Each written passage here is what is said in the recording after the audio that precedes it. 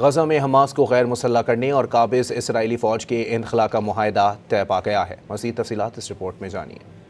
جنگ بندی معاہدے کے اگلے مرحلے پر عمل درآمد کا روڈ میپ تیار کر لیا گیا۔ حماس کو غیر مسلح کرنے اور غزہ سے قابض اسرائیلی فوج کے انخلا کا معاہدہ طے پا گیا۔ امریکی صدر ٹرمپ نے معاہدے کو اسرائیل کی سیکیورٹی کو یقینی بنانے اور غزہ میں فلسطینی حکمرانی قائم کرنے کے لیے ایک تاریخی قدم قرار دیا۔ امریکی صدر نے social media platform Truth Social پر جاری اپنے بیان میں کہا کہ غزہ کو مکمل طور پر غیر مسلح کرنے کا عمل پایہ تکمیل تک پہنچے گا۔ اسرائیلی افواج مرحلہ وار غزہ سے واپس چلی جائیں گی۔ ڈونلڈ ٹرمپ کے مطابق یہ معاہدہ غزہ میں نئی فلسطینی حکومت کے قیام کی راہ ہموار کرنے کی جانب ایک اہم پیش رفت ہے، جبکہ اس پر عمل درآمد مرحلہ وار، منظم اور طے شدہ طریقہ کار کے تحت کیا جائے گا۔